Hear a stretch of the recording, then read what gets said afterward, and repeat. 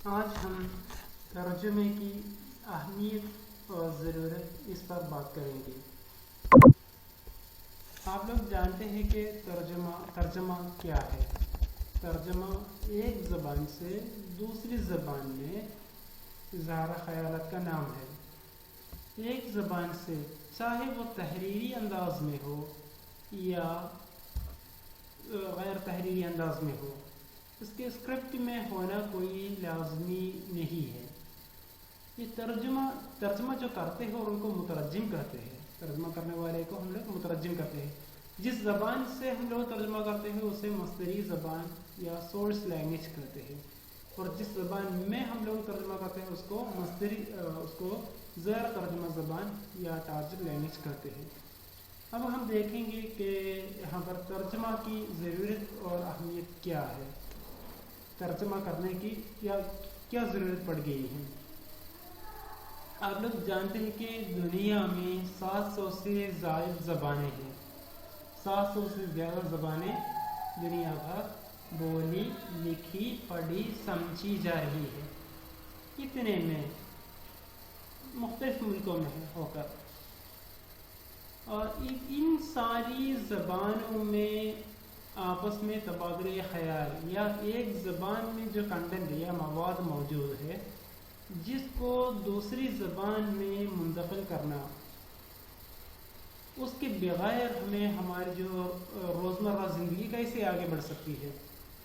آج کل جو ٹیکنالوجی کا دور ہے، سائنس اور ٹیکنالوجی نے دنیا کے کسی بھی کونے میں ہونے والے واقعات، حادثات کو مختلف زبانوں تک پہنچا دیا گیا ہے، جس کے ذریعے پہنچا دینا آسان ہے۔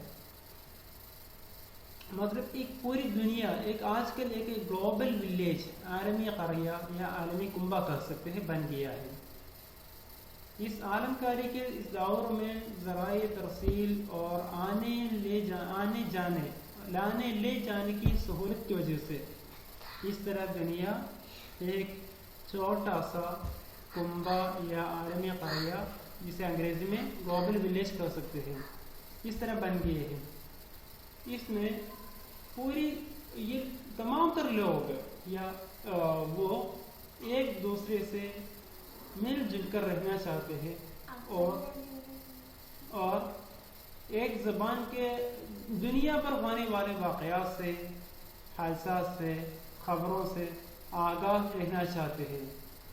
اس طرح لوگوں کے درمیان ایک مضبوط رشتہ قائم کرنے کے لیے یہ ترجمہ یہاں پر نہایت اہم رول ادا کرتا ہے۔ ترجمے کی ضرورت مختلف سطح پر ہوتی ہے۔ مختلف سطح مختلف جو ضروریات کے تحت ہوتی ہے۔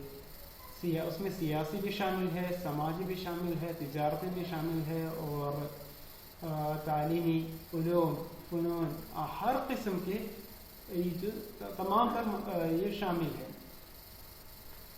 اگر مثال کے طور پر اگر ہم دیکھ لیں تو جو آج کل جو کاروبار کے سلسلے میں، لوگ نوکری کے سلسلے میں ایک جگہ سے دوسری جگہ جانا چاہتے ہیں یا جاتے آتے رہتے ہیں۔ لاکھوں لوگ ایک ریاست سے دوسری ریاست میں جاتے ہیں۔ مثال کے طور پر کیرلا میں لاکھوں، آسام کے، بنگال کے اور اتر پردیش کے، بہار کے لوگ موجود ہیں۔ وہ لوگ یہاں پر مختلف کام کاج کے سلسلے میں آئے ہوئے ہیں۔ ان لوگوں کو یہاں پر آ کر آسامی زبان کہہ دینا، اسے ان کا کام نہیں چل سکتا۔ اسی طرح یہاں ہم لوگ اگر کسی دوسری اسٹیٹ میں جا کر ہمارے ملیالم زبان سے وہاں پر کام نہیں چل سکتا۔ اس طرح لوگوں کے بیچ میں یہاں پر ایک کاروباری رشتہ قائم ہوتا ہے۔ اسی طرح جو گلف کنٹریز میں، گلف ممالک میں یا دوسرے ممالک میں جہاں پر بھی ہے، لوگ کیرلا کے لوگ بھی بہت سارے جاتے ہیں، اور وہ لوگ جانے والے لوگ وہاں کے لوگوں کی زبان یا وہاں پر جو اپنے کاروبار چلانے کے لیے جس زبان کی ضرورت ہے اس زبان کو وہ سیکھتے ہیں، اور وہ لوگ بھی ہماری زبان کو ہمارے بیچ میں ایک کاروبار چلانے کے لیے ایک اس طرح کے کاروباری رشتہ قائم کر دیں اور اس کے لیے ایک زبان سیکھنے لگتے ہیں. اس طرح ان دونوں جو لوگوں کے درمیان، دونوں قوموں کے درمیان، جو سماج کے لوگوں کے درمیان دوریوں کو یہ ترجمہ کا ذریعے مٹایا جا سکتا ہے، یا ایک سے زائد زبانیں سیکھنے سے وہ ترجمہ بھی آسانی سے ممکن ہو جاتا ہے. اس طرح اگر علوم و فنون کا اگر دیکھ لیا جائے تو دنیا میں نت نئی ایجادات ہونے لگی ہے. علوم کی تیز رفتار ترقی کے باعث ترجمے کی افادیت اور ضروریت پہلے سے زیادہ اضافہ ہوا ہے. کمپیوٹر، موبائل ٹیکنالوجی، ٹیلی ویژن وغیرہ کا استعمال عام ہونے لگے ہیں. اس سے جو ترجمے کی اہمیت اور ضرورت بڑھ گئی ہے. ہر کوئی تازہ ترین معلومات دنیا کے کونے کونے میں پہنچانے میں لگے ہوئے ہیں. اس طرح دنیا کے کسی بھی کونے میں ہونے والے واقعات، حادثات ترجمے کے ذریعے دنیا بھر واقع ہو جاتے ہیں. یعنی ترجمے کے ذریعے ہی پورا کاروبار نبھایا جا رہا ہے. دنیا بھر کے کاروبار بلا روک ٹوک ترجمے کے ذریعے ہی انجام پا رہا ہے. نتیجے میں مختلف زبانوں کے الفاظ مختلف زبانوں میں عام طور پر داخل ہو چکے ہیں. اس طرح ایک زبان سے دوسری زبان میں شامل ہونے والے الفاظ کو مستعار الفاظ کہتے ہیں. مشین ٹرانسلیشن کا بھی استعمال آج کل عام ہونے لگا ہے. یہ ترجمے کی ضرورت اور اہمیت کو سامنے لے کر اس طرح کی جو مشین ٹرانسلیشن کی بھی کوشش کی گئی، جو تقریباً 50% تک ہم کامیاب کر سکتے ہیں، لیکن پوری طرح یہاں پر کامیاب بھی نہیں ہے. وہ اس لیے کامیاب نہیں ہے کہ وہ اس میں جو مشین میں جو بھی الفاظ ڈکشنری وغیرہ شامل کیے گئے ہیں یا داخل کیے گئے ہیں یا اپلوڈ کیے گئے ہیں، فیڈ کیے گئے ہیں، صرف اس کا لغوی ترجمہ ہوتا ہے. یعنی کمپیوٹر اپنے طور سے جو لکھنے والے کے، قلم کار کے خیالات کا، احساسات کا، جذبات کا تو ترجمہ مکمل طور پر نہیں ہوتی ہے، وجہ یہاں پر وہ الفاظ کا ترجمہ کیا جاتا ہے. یہاں پر اسی لیے مشینی ترجمہ کو کامیاب نہیں مانتے ہیں. اس طرح دیکھا جائے تو دنیا بھر کی تمام خبریں چند لمحوں میں پہنچانے میں مترجم کا بہت بڑا رول ہے. آج کل جو اگر میڈیا کی بات کریں تو دیکھیے پرنٹ میڈیا میں جو لکھنے والے، جو اہم نام پیدا کرنے والے کچھ لوگ، مثال کے طور پر اس میں کلدیپ نگر بھی شامل ہے، خوشونت سنگھ شامل ہے. اس طرح کے جو عالمی شہرت یافتہ صحافی لوگ ہیں، ان کے کالم جب تک وہ زندہ تھے، ان کے کالم کو وہ جو لکھتے تھے اس کو مختلف زبانوں کے اخبار ایک ہی دن شائع ہوتے تھے. مطلب ایک کالم کو مختلف زبانوں میں ہو کر وہ شائع ہوتے تھے، اور ہر کوئی ان کی کالم کو پسند بھی کرتے تھے اور ان کی اپنی زبان میں پڑھ بھی لیتے تھے اور اس پر تبصرہ بھی کر لیتے تھے. یہ کام ترجمہ کے ذریعے ہی ممکن ہوا. اسی طرح ملیالم کے کئی مشہور افسانہ نگاروں اور ناول نگاروں کے افسانے اور ناول جس کا ترجمہ مختلف زبانوں میں ہوا ہے. اردو کے جو علامہ اقبال ہے، غالب ہے، منیر ہے، اس طرح کے بہت سارے جو عظیم شخصیتیں ہیں، ادبی شخصیتیں ہیں، جن کے کارناموں کا دوسری زبانوں میں بھی ترجمہ ہوا ہے. اس طرح آج کل کیا ہے، تقابلی مطالعہ، یہ دو زبانوں کے ادب کے درمیان اس میں کیا ادب لکھا گیا ہے، کس طرح لکھا گیا ہے، اس کا تقابلی مطالعہ کرنے لگے ہیں. اسی لیے جدید دور کو تراجم اور ادب کے تقابلی مطالعہ کا دور مانا جاتا ہے. یہاں پر اس طرح تقابل کرنے کے لیے تقابل کرنے والے کو ان دونوں زبانوں میں اس کے ادب کا اچھی گرفت، مضبوط گرفت کی ضرورت ہوتی ہے. یہاں پر تقابلی مطالعے کے لیے بھی ترجمہ بہت ضروری ہو گیا ہے. 1857 عیسوی کے بعد تاریخی اعتبار سے اگر دیکھا جائے تو 1857 عیسوی وہ جو آپ جانتے ہیں یہ پہلی جنگ آزادی کا دور ہے. اس کے بعد وہ ناکام رہا اور اس کے بعد اردو کا رشتہ فارسی سے کم ہو گیا. کیوں؟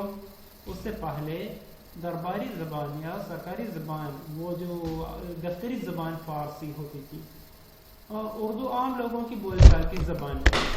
لیکن اب یہ جو پہلی جنگ آزادی ناکام رہنے کے بعد انگریزوں کا جو قبضہ ہندوستان میں مضبوط ہوتا رہا اور انگریزی کی مقبولیت بڑھتی گئی.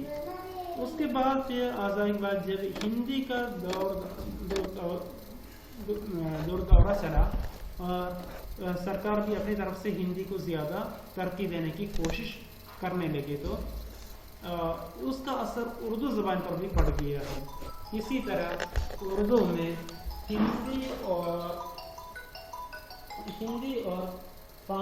ہندی اور انگریزی کے الفاظ کثرت سے داخل ہونے لگے یا ہو گئے ہیں. امریکہ میں بھی ترجمے کو خاصی اہمیت دی جا رہی ہے. وہاں پر اب ٹرانسلیٹ اور پیرش کا نعرہ بلند ہو رہا ہے. ترجمے کے ذریعے قدیم مخطوطات یعنی پرانے جو مینوسکرپٹ ہے وہ علوم منظر عام پر یعنی ہمارے سامنے ہمارے پاس آ چکے ہیں.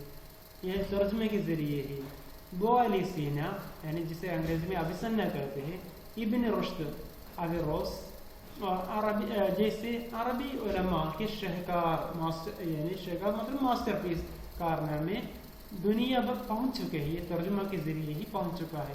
یونان کے سقراط میں سوکریٹس، افلاطون پلیٹو اور ارسطوٹل، اس طرح کے یہ جو فلسفہ دانوں کے کاوشات کو، ان کی تخلیقات کو، ان کی جو عمل کو، وہ جو یونانی زبان میں لکھا گیا تھا اس کو ترجمہ کے ذریعے پوری دنیا پر پہنچا دیا گیا ہے. یعنی ترجمہ کے ذریعے ہی یہ لوگ دنیا بھر کی عظیم شخصیتیں بن چکی ہے اور ان کو دنیا بھر چرچا کرنے لگے ہیں.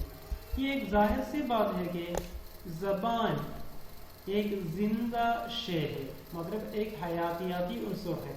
اس کا یہ مطلب ہوا کہ ماحول اور موقع کی مناسبت سے زبانیں پیدا ہوتی ہے، پھلتی پھولتی ہے.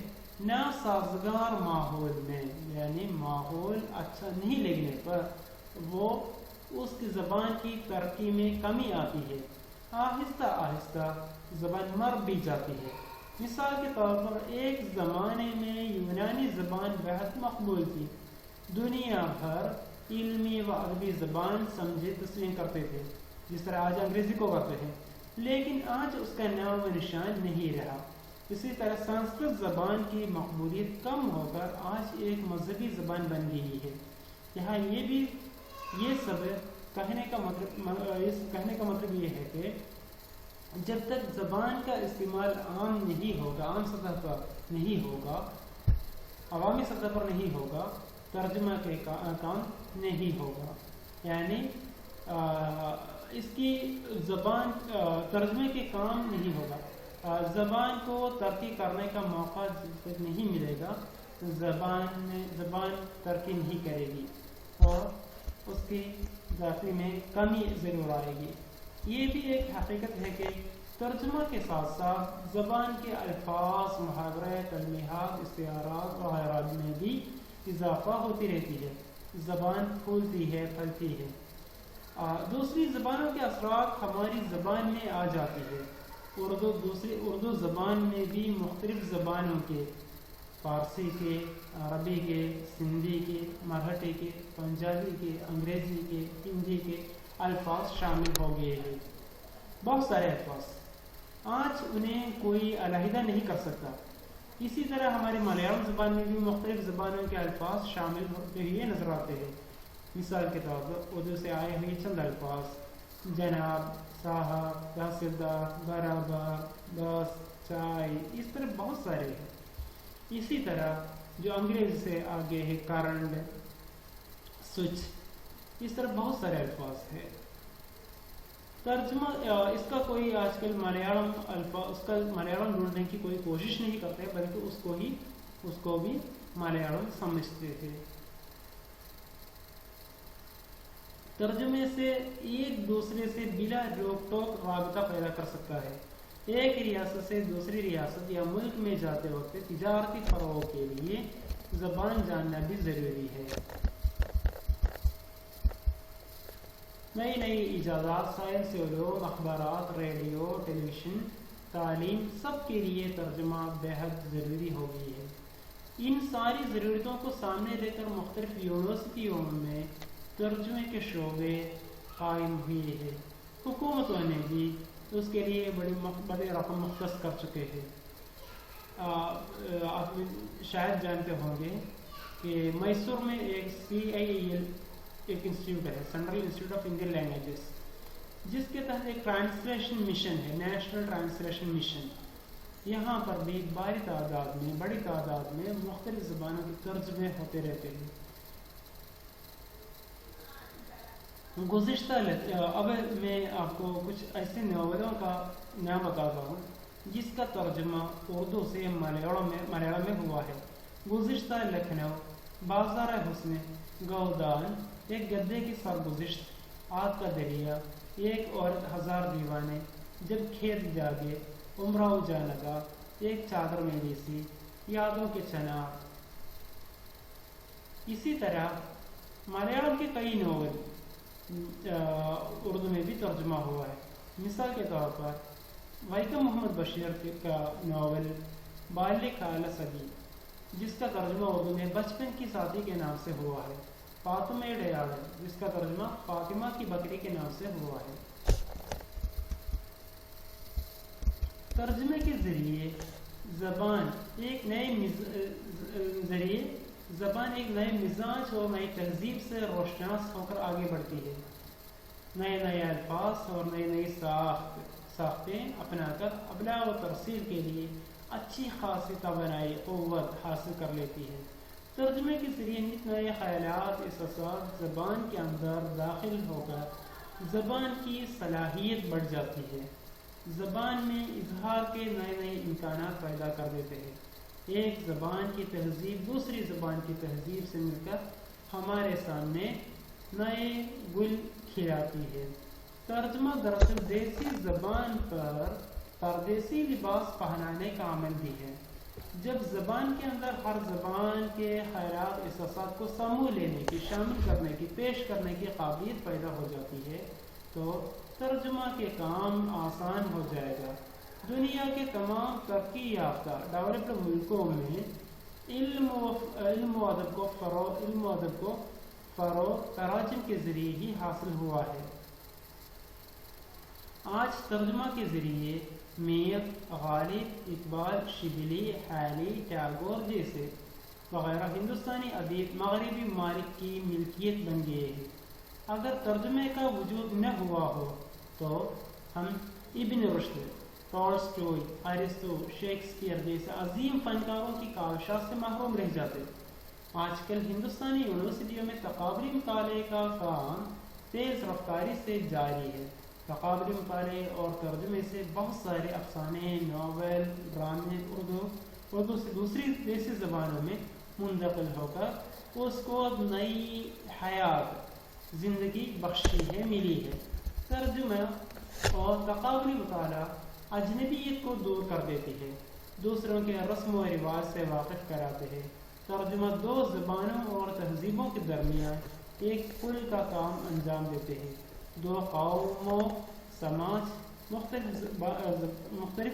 زبانیں بولنے والوں کے درمیان پائی گئی دوریوں کو کم کر دیتی ہے۔ نئے افکار اور نظریات سامنے آتے ہیں، جدید عربی میدانات سے روشناس ہوتے ہیں، ہمارے سوچنے کا انداز بدل جاتے ہیں، ہماری زبان کی کشش بڑھ جاتی ہے، زبان جاندار یعنی پھلتی پھولتی ہے، نئے الفاظ بنائے جاتے ہیں، الفاظ کی تعداد میں اضافہ ہوتی ہے۔ اب میں تقابلی مطالعے کی جو کیرلا میں کی گئی چند اسٹڈیز کا ذکر کرنا چاہتا ہوں۔ ڈاکٹر ایم حسو صاحب، جن کی کتاب کا ہم لوگ یہاں پر ریفر کر رہے ہیں، اور ان کی ایک کتاب ہے جو تحقیقی مطالعہ ہے، تومس ہارڈی اور منشی پریم چند، ایک تقابلی مطالعہ، اور اسی طرح ڈاکٹر کے وی نگولن صاحب کا نذیر احمد اور ملیالم ناول نگار چندو مینون کا تقابلی مطالعہ اور ڈاکٹر ضیاء الرحمن صاحب کا اقبال اور عربی شاعر شوقی کے افکار کا تقابلی مطالعہ وغیرہ کیرلا میں کیے گئے چند تقابلی مطالعے کی عمدہ مثالیں ہیں۔ چنانچہ بے شک ہم یہ کہہ سکتے ہیں کہ ترجمے نے علم انسانی کے سرمایہ میں بیش بہا اضافہ کر دیا ہے۔ ایک کامیاب ترجمہ بجائے خود ایک ایسی تخلیق ہے جو چراغ سے چراغ جلانے کا کام کرتا ہے۔ وہ ایک زبان کو دوسری زبان کے خیالات و افکار سے مالا مال کرتا ہے۔ ایک زمانے میں مشنریوں اور مبلغوں یعنی مبلغ مذہب کی تبلیغ کرنے والا، پھیلانے والا، ان لوگوں نے قرآن اور بائبل کے پیغام کو دور دور تک پہنچانے کے لیے ترجمے کا سہارا لیا تھا۔ عباسی دور میں سریانی، یونانی اور سنسکرت کے علوم کی پرانی کتابوں کا عربی ترجمہ کیا گیا تھا۔ اسی طرح مغل دور میں بے شمار قدیم سنسکرت گرنتھوں کا فارسی میں ترجمہ کیا گیا تھا۔ اب یونانی، سریانی، عبرانی اور سنسکرت زبان کو محفوظ کلاسیکی تخلیقات صرف ترجمے کے باعث ہی زندہ ہے۔ سینکڑوں مرتبہ ایک سے ایک بڑھ کر قرآن شریف کا، بائبل کا ترجمہ کیا گیا ہے۔ قرآن شریف کے ترجمے دنیا میں سب سے زیادہ انجام پایا ہے، اور اسی طرح دنیا میں سب سے زیادہ پڑھی جانے والی کتاب بھی قرآن ہے۔ آج ترجمے کو تخلیقی ترجمے کا درجہ حاصل ہے۔ ترجمے کے بغیر کوئی بھی زبان جدید اور ترقی یافتہ نہیں بنے گی۔ آج میں آپ کو یہاں پر چند سوالات دینا چاہ رہا ہوں۔ ایک ایسے کے طور پر آ سکتا ہے ترجمے کی اہمیت و افادیت پر، یا ترجمے کی ضرورت پر ایک نوٹ لکھیے۔ یہ امتحان میں آ سکتے ہیں۔ اور دوسرا ایک اور سوال یہ ہے، دنیا میں سب سے زیادہ کس کا ترجمہ ہوا ہے؟ قرآن شریف کا ترجمہ ہوا ہے، اور کس دور میں سنسکرت گرنتھوں کا فارسی میں ترجمہ ہوا تھا؟ چند یونانی مفکروں کے نام بتائیے۔ اردو سے ملیالم میں ترجمہ ہونے والی چند ناولوں کے نام بتائیے۔ ملیالم سے اردو میں ترجمہ ہونے والی ناولوں کے نام بتائیے۔ اس طرح بہت سارے سوالات اس میں سے آ سکتا ہے، اور اس میں اب میں اسائنمنٹ کے طور پر آپ کو یہ دے رہا ہوں کہ ترجمے کی اہمیت و افادیت پر نوٹ لکھیے۔ شاید باقی کل دیکھیں گے۔